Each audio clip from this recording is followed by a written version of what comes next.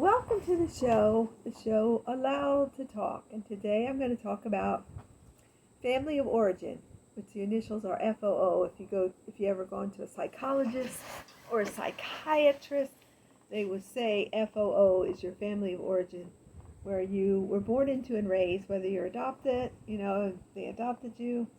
It's your family of origin. And also my book that I wrote that I put it in with, when I donated stuff after we were moving down here to Alabama, I put a bunch of things in for Convoy of Hope. And they do good things, the Convoy of Hope. If you want to check that out and donate your stuff to Convoy of Hope, go ahead.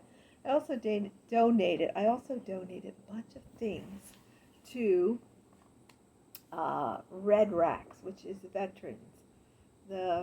Can't exactly say what it's for. Veterans, just to help the veterans in the world. They need help too.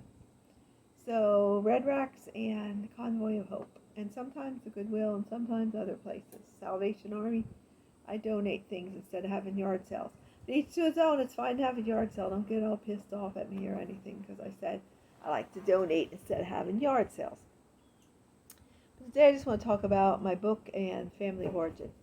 Now, when I started having, mental health issues, I knew I had mental health issues, but I didn't know why. When I started seeing things on YouTube from Sam Vaknin and Richard Grannon and Lisa, I forget her last name. A hawk's in here. Oh, Lord, help us all. There's a hawk that just landed in. And we have chickens out here. My daughter has 4 new chickens. 3 are peeps, or 3 are girls. They were all 4 peeps.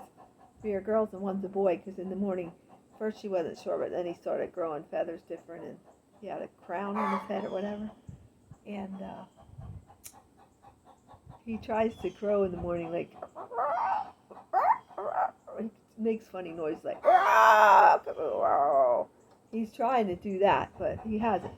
So I'll be back in a few minutes. I got to get my husband and talk to him about the giant hawk that just landed in the tree over there. And the hawks like chicken. Okay, I'll be right back. I'm back. I gotta straighten the camera. There it is. And my husband said it was probably landing right beside me over there. Scared the daylights out of me that it was a big brown hawk. He was a big one. And he probably was checking out the new chickens, the ones that are only like 3 months old. And when he realized they're in a cage, and I'll show you then, that they're in a cage that she hasn't protected. And at night she closes the kennel that she has them in, one of her dog kennels that she had from one of her other dogs that we had bought and then gave her for her dog. So getting old is not fun, because I didn't go for my gastroenterology appointment yet, but I've been taking Carafate, which is Sulcrafate in the generic brand, and I've been taking that for about 2 months. And now I'm into a thing, it's the Equate brand of, I thought it was Mylanta, but it says comparable to Maalox to keep my stomach settled. I'm scheduled to see the gastroenterologist, just to let you guys know, because I haven't made videos in a while. See the gastroenterologist on October 3rd, and today is July 22nd or 24th. Days just fly by. It's July 24th already, because yesterday is my niece's birthday. And I want to go back to what my subject for today is, the family of origin.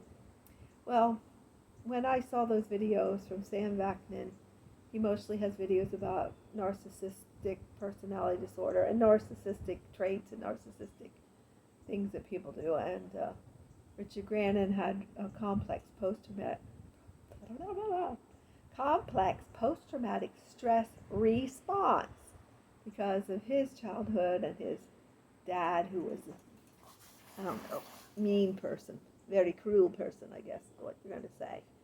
So when I tried to tell some of my family of origin, there's one who believed me, but she passed away a couple years ago. I don't even want to talk about it. Anyway, so she believed me, but the others, most didn't. And when I bring up stuff that happened to me as a kid, I was point blank told that we're all the same, raised the same. But yet, I'm the spoiled brat, and I was just jealous of my nieces and nephew moving back after the things that happened with my oldest brother and his wife, and what I went through with them. Okay, I'm going to just say this. If you are always told you can't go somewhere because you're too young, you were sent with the nieces and nephews with that brother, and the other one that's a year and a half older could go to Patsy's house and allowed to stay overnight and go with Aunt Peg bowling, and when she came back, you were told you're not old enough or you wet the bed so you can't go. Oh, you're only 16 and she's 18 so she can go ahead and have this chance. And it's okay. I don't care right now about it. I don't care how much they have or how much they got as kids. All I want is the truth, and that I was treated different. My mom had 10. I was the 10th. She wanted her first grandchild to be taken care of, so that was so important. Her oldest son, who's 19 years older than me, oh, he's dead now, just let it go, just let it go. That's what they're going to say. But, age 1, I was age 1, and he got married at age 20, I guess 19 or 20, I don't know. I might exaggerate a little bit or make it sound more sad than it really is, but I was raised totally different. I was pushed aside. My mother was not my mother. She was my niece's mom. She took over there. And I wonder if my niece isn't even not my brother sometimes because she looks different. But that's life, whatever. His wife was a whore. I'll say it. It's not my fault she was a whore, but I had to deal with all that and all the crap that happened because of it. And then my other brother, the one that was in the military's wife, who was a whore also. Oh, you can't say that. Treat everybody with kindness. Keep peace as much as possible. If you don't have anything nice to say, don't say anything. Then why do I have to hear, you're bad, you ran away from us, you do it wrong, I gave you a chance, you didn't listen, and your older sister did, and she'll come back with you, but you're never coming back here where I babysit again here in Lebanon on Wideman Street, or whatever street it was in Lebanon. Yeah, I'm the spoiled brat. So why didn't I get all the stuff that everyone else got? Oh, no, because I wasn't the favorite. My mom would go to cook. I'd grab her skirt, and she'd keep walking, and I'd fall, because I was just a little, probably 3-year-old, still trying to get attention. Oh, I'm just the crazy one. It's in my genes. It's in their genes then, too, because they were raised by the same parents, and we're all alike, don't you know it? And I get the looks from my one niece, and then the niece who was 38 when she had to find out about her grandma being a whore, involuntary manslaughter. You just don't have to listen to these if it upsets you so much. Don't watch them if any of my family's watching. Don't watch. I talk to other people that care, people that like my dog, people that are interested in life and how it's not fair. And your parents do have favorites certain times. And my sister that died 2 years ago, on August 31st, the same day we had to put my dog down, was not one of my mom's favorites. She was super intelligent, but treated like crap a lot. I'm done with that. She had her favorites. I don't care what anyone says. The truth is the truth. And starting my next video, I'm going to be reading my book because I got rid of it, gave it to Convoy of Hope in a bag. The title of it, it's still on the title of it. I'll say that first.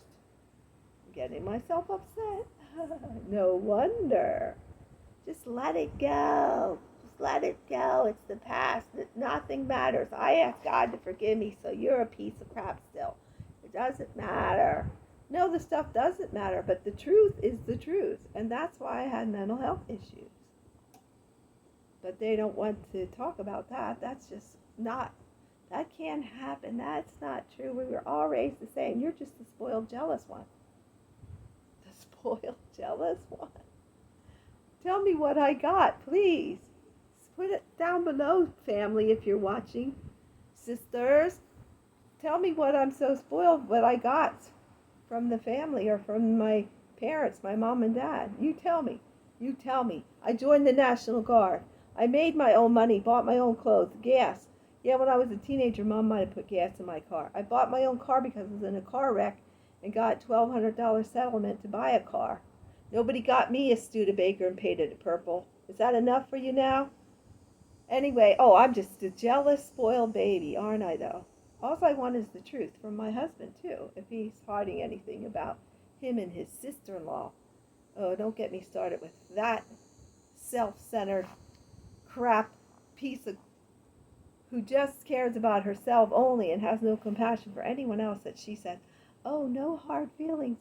Tell your wife there's no hard feelings. What? No hard feelings?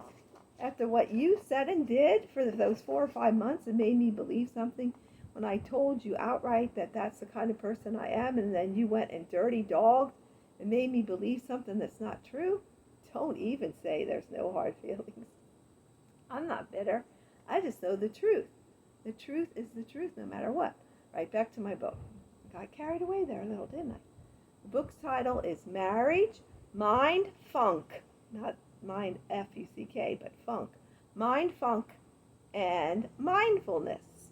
And starting my next show, I am going to be reading from that book. I don't have the book, but I have the manuscript. And it's on my laptop, and I'll be reading it starting my next show. And it has, I think,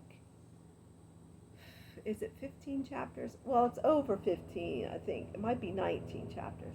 But I'll be reading one chapter and each show. And in the beginning, I'll say what I'm doing.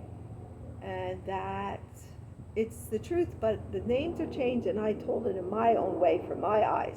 Now, someone else might have seen it different, the story that is a true story, or I make stuff up because I don't know where they went on dates and stuff when I was 7 years old, 4 years old, whatever, with my family. But they're all family members I'm talking about in my book, and I just want to get it down and read it to people who understand and say life isn't fair, and people are people, and they're human, and they need to confess. I might read the scripture before I start reading James chapter 5 in there, where it says confess your faults to one another and pray for one another. So be honest. That's what I'm saying. Not say, oh, it's all her. She just lost her mind. She just had a nervous breakdown. I didn't do anything. And then when you go to counseling with the preacher at your church, and she says, after you say, you did these things, you did these things, you did this, you did this, you did this. Well, even if I said and did those things, it's not my fault that your marriage is so bad. It just can't be them, can it? Oh, scapegoating. Scapegoat is so fun. It's so fun being a scapegoat. But I do have complex post-traumatic stress response, and I would like the truth from my family of origin, but I'm pretty sure I'll never get that. But I'm going to be reading my book, starting my next show. And I hope you're having a wonderful day, and that you just keep dancing, because I don't know if I have, Barrett's esophagus or Rome-Held syndrome, if you want to look those up, or just my stress and my vagus nerve is to the point of, I don't know, exploding. Stress will do that, and being anxious and all that. And I'm a compassionate, caring person, but I'm also, I have to get over myself too, because I pity myself a lot. I'm being honest here. And I think I just want the truth, but my family of origin doesn't want that. They just want to whisper and say, oh, yeah, she's just crazy, she's just nuts. And there's no reason to keep on saying stuff that's not true, because we're all raised the same. So I just want to say I hope you're having a wonderful day, and that you just keep dancing.